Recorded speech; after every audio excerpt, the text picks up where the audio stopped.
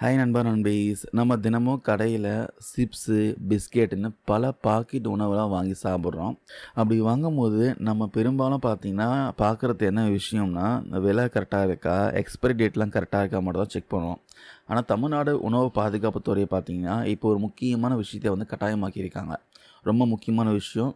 இது கண்டிப்பா ரொம்பவே யூஸ்ஃபுல்லா இருக்கும். அது என்னன்னா, சைவ, அசைவ குறியீடு வெஜ், நான்வெஜ் சிம்பல் வந்து கட்டாயமாக்கியிருக்காங்க. பெரிய கம்பெனியிலிருந்து சின்ன குடிசை தொழில் வரைக்கும் யாரா இருந்தாலும், அவங்க விக்கிற பாக்கெட் உணவுகள்ல இந்த குறியீடு கண்டிப்பா இருக்கணும்னு உத்தரவு போட்டிருக்காங்க. இதில கவனிக்க வேண்டிய விஷயம் என்னன்னா, நீங்க வாங்குற பாக்கெட்ல பச்சை, அதாவது கிரீன் கலர்ல ஒரு ரவுண்டு குறியீடு இருந்தா, அது வந்து சைவ உணவு, வெஜிடேரியன். அதுவே வந்து சிவப்பு, ரெட்டு அல்லது பழுப்பு நிறத்தில குறியீடு இருந்தா, அது வந்து அசைவ உணவு கலந்திருக்குன்னு அர்த்தம்னு சொல்றாங்க. நான்வெஜ் கலந்திருக்கு சொல்லுவாங்க. நம்மள பல பேர் பார்த்தீங்கன்னா, குறிப்பா சைவம் சாப்பிடுறவங்க, அவங்க தெரியாமலே பார்த்தீங்கன்னா, முட்டை கலந்த பிஸ்கெட்டோ, கேக்கோ சாப்பிடுறதுக்கு அதிக வாய்ப்பு இருக்கு. ஏன்னா, நெறைய பேக்கரியில பார்த்தீங்கன்னா, எல்லா கேக்லயும், எல்லா பிஸ்கெட்லயும் முட்டை கலந்து தான் விக்கிறாங்க. ஸோ, அப்படி முட்டை கலந்து விக்கிற பிஸ்கெட், கேக்லாம் சாப்பிடுறதுக்கு வாய்ப்பு இருக்கு. முக்கியமா முட்டையே சாப்பிடாதவங்களும் அந்த கேக் சாப்பிடுறதுனால, அவங்க முட்டைய வந்து எடுத்துக்கிற மாரி நெலைமை தான் இப்போதைக்கு இருக்கு. இந்த குழப்பத்த தவிர்க்க தான் இந்த குறியீடு ரொம்ப அவசியம்னு சொல்லியிருக்காங்க.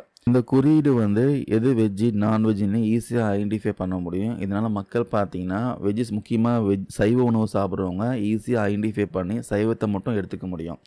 அது மட்டும் இல்லாம ஒரு பாக்கெட் உணவுல மொத்தம் 12 விஷயம் கரெக்ட்டா இருக்கணும்னு சொல்லியிருக்காங்க. கண்டிப்பா இருக்கணும். தயாரிப்பு நிறுவனத்துடைய லைசென்ஸ் நம்பரு, உணவின் பெயரு, தயாரிப்பாளருடைய முகவரி, ஊட்டச்சத்து விவகாரம், அதான் நியூட்ரிஷனல் இன்ஃபர்மேஷன், முக்கியமா ஏதாவது புகார்னா தொடர்பு கொள்ள customer care number, expiry date, manufacturing date, price, அதுக்கப்புறம் வெஜ், நான்வெஜ் குறியீடு. ஸோ இனிமே நீங்க கடைக்கு போய் எந்த பேக்கெட் பொருள் வாங்கினாலும், விலைய பார்க்குறீங்களோ இல்லையோ, அந்த பச்சை, சிவப்பு குறியீடு மறக்காம பார்த்து வாங்குங்க. இந்த முக்கியமான இன்ஃபர்மேஷன் வந்து மறக்காம உங்க நண்பர்களுக்கு ஷேர் பண்ணுங்க. இது விஷயமா உங்களுக்கு கருத்துக்கள் ஏதாவது இருந்தா கமெண்ட்ஸ்ல சொல்லுங்க. தேங்க் யூ நண்பா, நண்பீஸ்.